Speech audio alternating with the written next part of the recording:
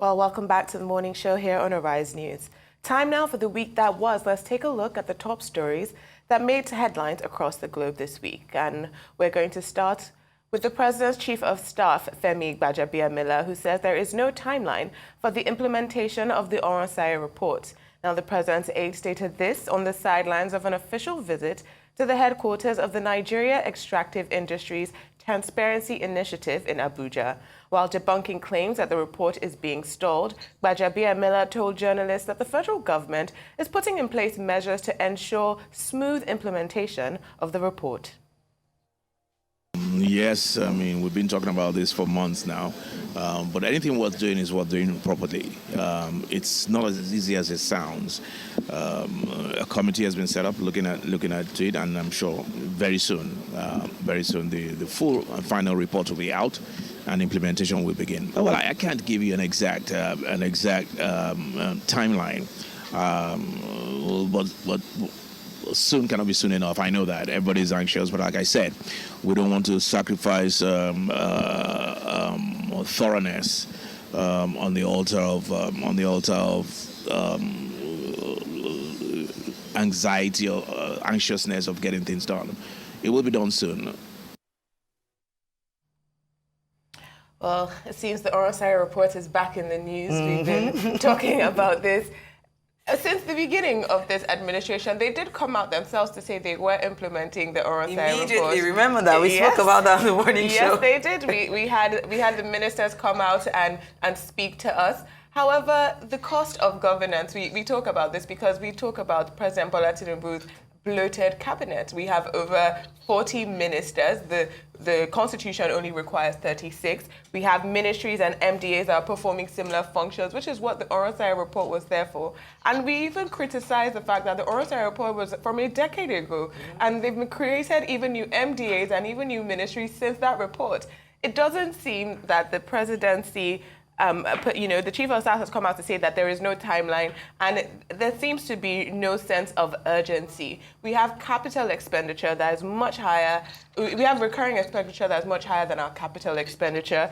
We have it seems that the government there's a lack of motivation to cut costs. We don't have even a reduction in the appointment of presidential aides. So if they want us to believe that they do care about cutting the cost of governance, I believe that they would have reduced the numbers of SAs and SSAs instead of building a whole new building as a new office for the presidential appointees. I mean, you're talking about these MDAs, but we know fully well that even the president has the largest ministerial cabinet thus far. Under President Mohamed Buhari, the 12-year-old report saw little progress, and now we are seeing the Chief of Staff, Gbajabiamila, saying that there is no timeline. That's not what the people want to hear. We want you to come out and say, oh, these are the things that have been set up. And when we also look at, the highlights, or will I say the things that stood out in that report, like you said, scrapping and merging of 220 out of the existing 551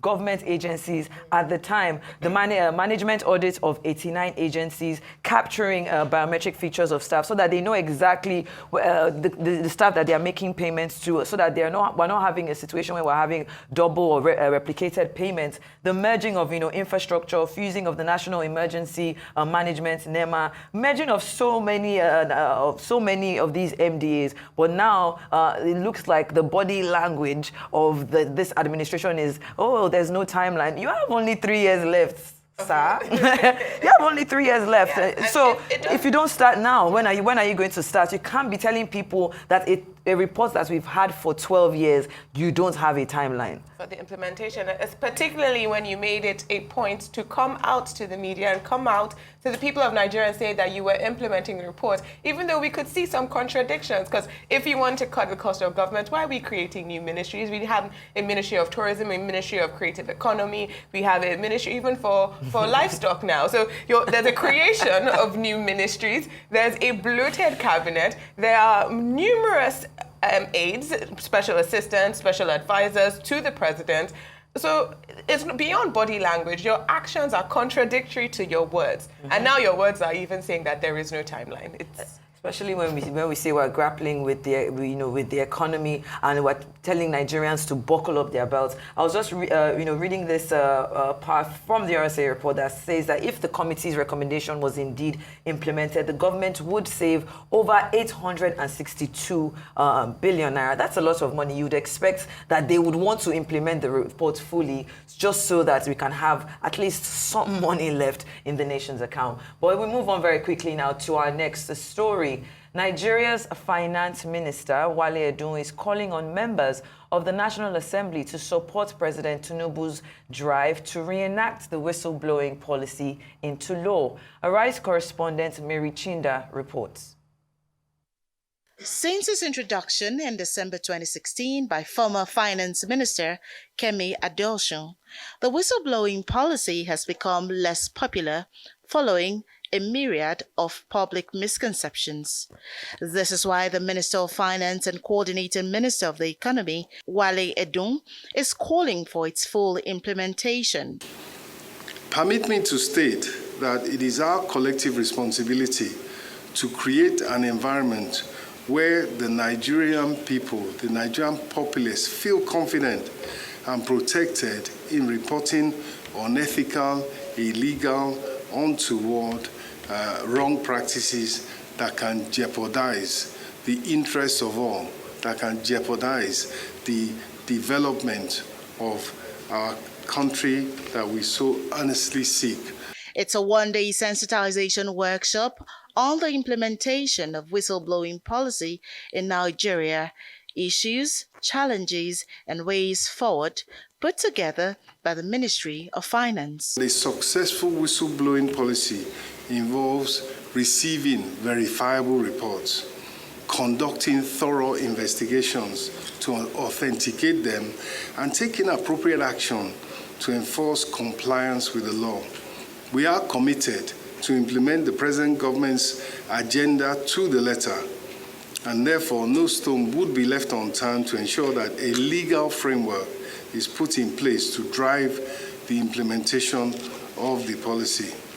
The whistleblowing policy, since its inception in December 2016, has proved to be one of the veritable tools in uncovering corrupt practices within the public and private sectors. It has empowered citizens to report to the relevant authorities about identified misappropriation of public funds and other fraudulent activities. The lack of protection of whistleblowers reporting corrupt practices is one of the many challenges making the policy unpopular. With the reward system, you can be convinced that the government is serious about it. Even so, some people have refused to embrace the policy for the fear that doing so will expose them to unimaginable dangers. The ministry is set to roll out a 5-year plan to encourage whistleblowers, help fight against corruption, fraud, and theft in the public service. Mary Chinda, Arise News. Well, Wale Edun, the Minister of Finance, has said that the federal government raked in about 83 billion naira, $609 million, and $5 million pounds through its whistleblowing policy in 6 years. It seems to be a booming business. It's doing well. And to be honest, if we have a situation where people can actually call out, whether be it Nigerian citizens or politicians or just people who are aware of corruption, we can have something like that would also even lead to certain funds being recovered, then I think that the legal framework should be adopted very quickly. However, it seems as if this is a situation of double standards, because when we look at certain senators who came out and whistleblew, for example, a senator that came out to say that the budget had been padded with an extra 3 trillion naira, what happened to him? He was suspended. So are we on one hand saying that, oh, it's okay for Nigerian citizens or, people to do that, but when it comes to the Senate or to politicians, it's not something that we can do. And when we also touch on, the fact that this fight against corruption, even touching back on the Oronsaye report, it's a fight against financial misappropriation. It's a fight against, corruption and all of this. So let us not. If this whistleblowing is firmed up, it should apply to everyone, and that's that's the point that I have to make this morning. Adesuwa. I think that's a very great point, but I also think that it is very good that we protect whistleblowers. When you protect whistleblowers, you're encouraging reporting of misconduct, you're promoting transparency and accountability in government, you're protecting the public interest. People should feel that they should be able to report misappropriation, as you said, financial misappropriation. And we need to be able to foster more ethical work environments, particularly in our civil service, particularly in the executive arm of government. Yes, you are right that Senator Abdul Ningi did come out and say that there was budget padding and his co-senators suspended him, which some people even argued was unconstitutional. However, maybe the legislative arm of government should take a sign at what the executive arm is doing here. Yes. Because protecting whistleblowers is important. Obviously, we will need to see the policy, we'll need to see the legislation that the president does send to the Senate, because he's going to have to send to the Senate and the House of Reps as an executive bill. So we will see what it says. But yes, whistleblowers should be protected. But beyond that, the people they are whistleblowing on should be prosecuted. Exactly. There has to be consequences for the actions, or we'll just keep having that repeated cycle of people just getting away with illegalities. Adesuwa, next story. Let's take the next story, because the Nigerian government has invoked a no work, no pay policy in response to a warning strike begun by resident doctors over the abduction of their colleague. Dr. Ganiat Popola was kidnapped from her home in the middle of the night 8 months ago, and the Federal Ministry of Health and Social Welfare says it is working with security agencies, including the Office of the National Security Advisor, to ensure her safe rescue. The ministry has called on all resident doctors to return to the negotiating table to find lasting solutions to the challenges that are plaguing the healthcare sector. Oh, this is really sad, Adesuwa, because first off, when we look at it, we're seeing this doctor who's been kidnapped, for about 8 months, and you cannot expect the Nigerian Association of Resident Doctors not to embark on this strike. And they did give a warning. They gave a 7-day warning strike, stating that, disregarding all of these negotiations and attempts by the federal government in itself to resolve the concerns. But you cannot now say, because they are on strike, we're going to invoke a no work, no pay rule. It just seems as if you're not listening to what they are saying. This woman has been in captivity. She was kidnapped in her home. Herself, her husband, and her nephew were kidnapped. Then a ransom was paid. And then they didn't release her, they released only her husband. And when you look at it, she's not the only doctor that has been kidnapped. There are about 30 doctors that are in captivity as we speak. And what we know is that they target these doctors because they want them, that they bring them back to treat the wounded. Obviously, when you think about all of the mechanics that go into actually kidnapping people, there are people that sustain injuries, people that fall sick, people that don't have their medication. And then what they do is they go out and kidnap these doctors and make sure that they're the ones that are treating them, which is probably the reason why they did not release her. What the doctors want is for the government to do everything possible to bring them back home. As far back as December, we're already in September, and I just have to say that the ministry, noting that they will not relent on the efforts to guarantee the safety and improve the welfare and working conditions of all their health workers, including the resident doctors, is priority and should be priority of the government. The government's job is to make sure that they protect the life and property of their citizens. So what exactly is the government doing? Why is it that this woman has been in captivity for 8 months?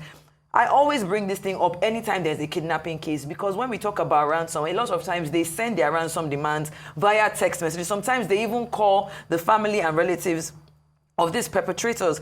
We know as Nigerian citizens that if you have a SIM card, you have to go and register your SIM card. You cannot have it. They blocked so many people because they were not able to do it. So are you trying to tell me that still we've not been able to work with these telco companies to identify these numbers and be able to use it to trace exactly where these kidnappers are?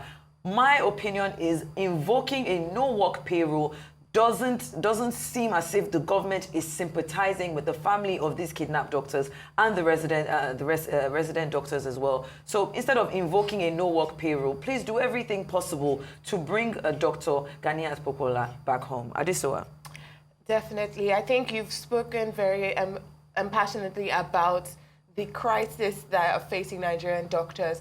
They're facing low pay, low workplace satisfaction. We have the Japa syndrome, particularly in our healthcare sector, and it does feel that parts of our healthcare sector are failing because we are losing our resident doctors to other nations. Now, yes, the government has a legal right because of Section 43(1)(a) of the Trade Disputes Act. They have a legal right to invoke no work, no pay. However, regardless of that right that they have, you're right in saying sympathize with them, empathize with them. The doctors, the doctor in charge of the NUD, the resident doctor union has come out and said that regardless, that they've even fired us before and we were okay, that regardless we are going to strike. It shows the severe crisis that we're currently living under right now. And it also shows the strain on our healthcare sector. I think this is something that the minister and Mr. Ali Pate needs to take extremely serious, because we cannot have, beyond striking doctors, we have dissatisfied doctors,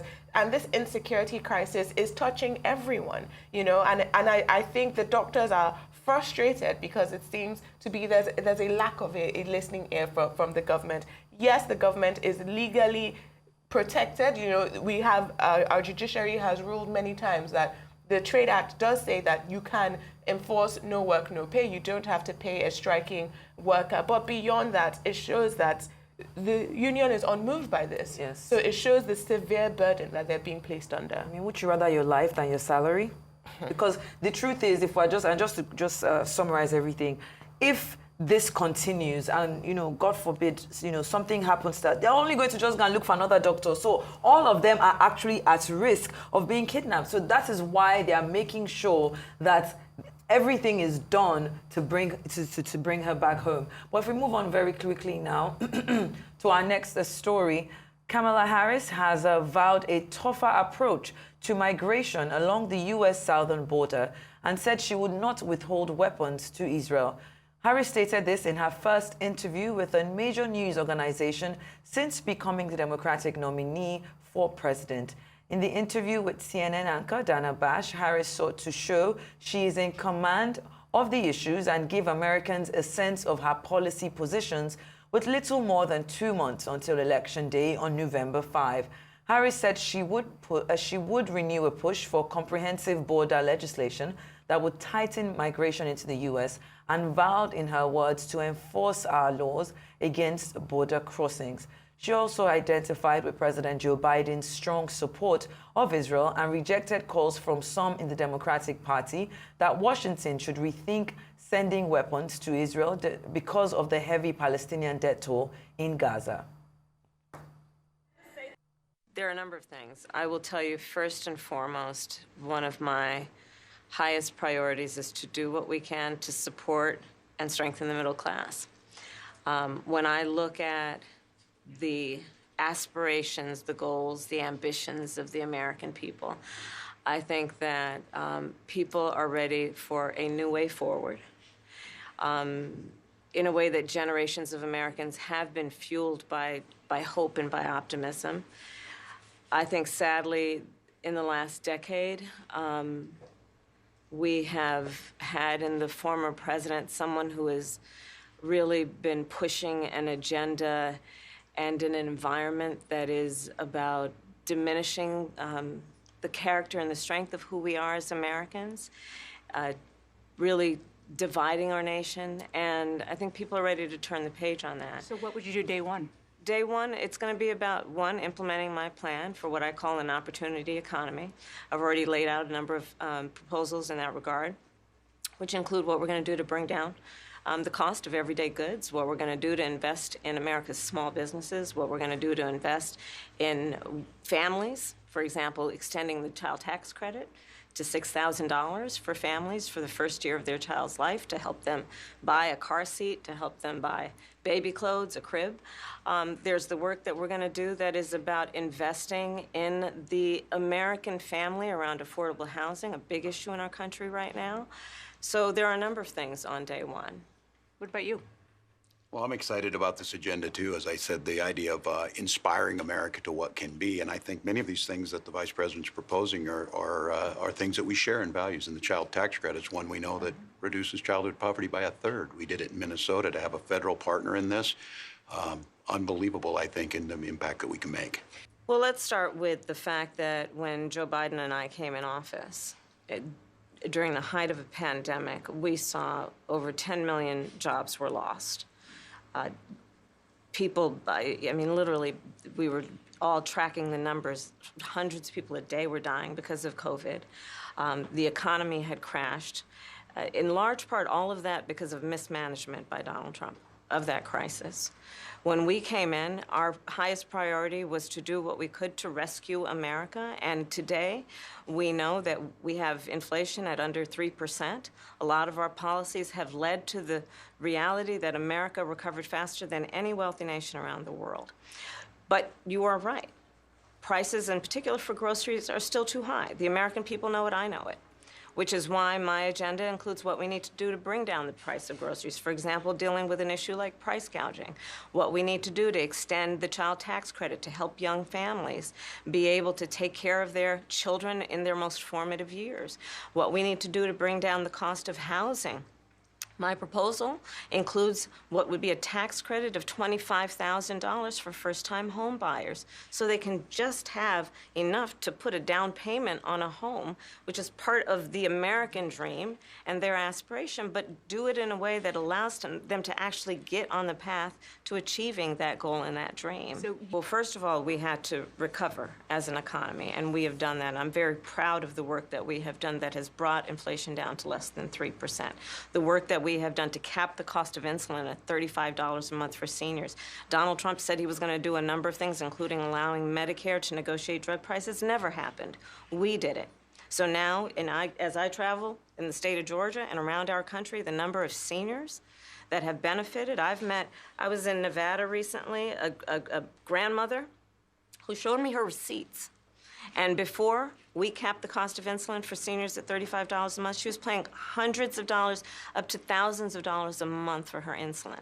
That when we do the work of bringing down prescription medication for the American people, including capping the cost of the annual cost of prescription medication for seniors at $2,000, when we do what we did in the first year of being in office to extend the child tax credit so that we cut child poverty in America by over 50%, when we do what we have done to invest in the American people and bringing manufacturing back to the United States so that we created over 800,000 new manufacturing jobs, bringing business back to America, what we have done to improve the supply chain so we're not relying on foreign governments to supply American families with their basic needs, I'll say that that's good work.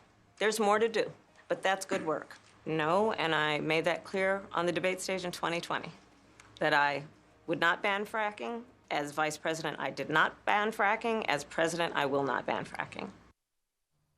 Well, early on Wednesday, Republican vice presidential candidate J.D. Vance appeared at a campaign rally in De Pere, Wisconsin, to rev up support in a battleground state for November's election. Vance answered questions from newsmen and was asked about bringing an end to the Israel-Gaza war. The rest of the world help us for change, and let's rebuild America. Thank you all. It is great to be in De Pere, Wisconsin. Thank you. First of all, how do you solve the crisis between Israel and Hamas and put an end to that conflict? And how concerned are you about the tension building between Israel and Iran right now? Well, look, I worry about the tension a lot because Kamala Harris has given the Iranians billions of dollars, and they keep on buying weapons and attacking not just Israelis, but they keep on attacking Americans. It's crazy. Stop giving bad guys money. It's not that complicated. It's a very simple principle in American diplomacy. The second thing that I say is, look, it is not our business to micromanage Israel's war in the Middle East. Hamas is an evil organization. Thank you. Hamas is an evil organization. What we should be doing as an ally of Israel is empowering them to wipe Hamas off the face of the earth and get this war over. It's very simple. I think the problem... Well, J.D. Vance says ending the Israel-Hamas war is very simple. I don't know one person who would agree with him that that crisis is very simple to solve. Yeah. Unless, of course, he means that just allow Israel do whatever they want to do. Her stance, Kamala Harris's stance on Israel-Gaza came up during her CNN interview with Dana Bash, and she said that she is determined to allow Israel defend itself, defend the integrity of its borders. However, how Israel does that is important because too many innocent Palestinians have lost their lives. And that is the crux of the issue. Some people believe that Israel does have a right to exist. And Kamala Harris is saying that she is one of those people, and she's not going to change America's policy towards Israel in that way. But however, they cannot be given blanket authority to kill innocent Palestinians. Now, J.D. Vance is possibly the most unpopular VP pick in recent memory, or possibly ever. His polling numbers are absolutely abhorrent. He is in the negative in every single poll I have seen. He is widely disliked. He is not an enthusiastic speaker. He's not an orator. He does not inspire confidence, I don't think, in anyone, even including Donald Trump. No, I do not think he inspires confidence in Donald Trump. So, I mean, how do you see JD? You know what? Let me just leave JD Vance, because if I start, they will say I'm not objective. But honestly, there are a few things that kind of stood out for me on that Kamala Harris and Tim Walz interview. And, she touched on the identity, Trump kind of like always going for identity, and said, you know what, it's something that I'm already used to, and that should not be the focus of this election, whether I'm Indian, black, whatever, it doesn't matter, and it's just an old, something from his playbook, an old trick from his playbook. She also touched on appointing a Republican to the cabinet and asked if she would appoint a Republican to a cabinet. She actually said that she would, and when we think about the recent precedent for cabinet selections that cross party lines, former President Barack Obama did appoint several Republicans to high-ranking positions, including former Illinois Rep. Ray LaHood as the, I think it was Transportation Secretary, and former Nebraska Senator Chuck Hagel as Defense Secretary.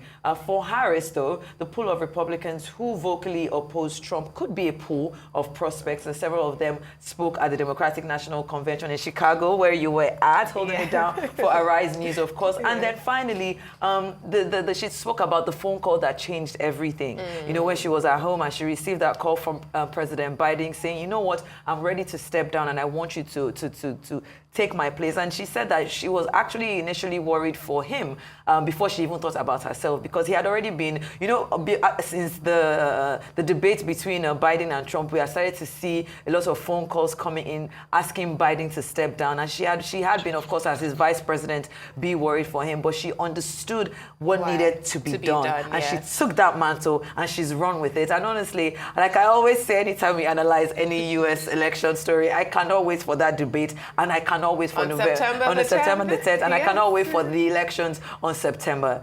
5th. But that's a wrap on the week that was. When it was time to, but it's come to that time when we bring you up to date with a couple of major stories making the rounds. The World Health Organization says that the Israeli military and Hamas have agreed to several three-day pauses in fighting in Gaza to enable some 600,000 children to be vaccinated against polio. The vaccination campaign is due to start on Sunday in central Gaza before moving to the south of the territory and then the north. Israel has stressed that the series of area-specific pauses did not amount to a ceasefire. Health experts have been explaining why urgent action is needed in Gaza. Well, the International Committee of the Red Cross has said that about 24,000 persons, mostly children, were reported missing in Nigeria as of June 2024. It, however, said that this figure represents only a fraction of the total number of missing persons in the country. ICRC Regional Director for Africa on Friday at an event to mark the International Day of the Disappeared said over 71,000 people across Africa are registered as missing with the International Committee of the Red Cross, a 75% rise from the number recorded in 2019. According to the ICRC, Africa is the continent with the highest missing person caseload. At the event, families and friends of the disappeared appealed to the Nigerian government to make policies that would help them know the fate and whereabouts of their loved ones.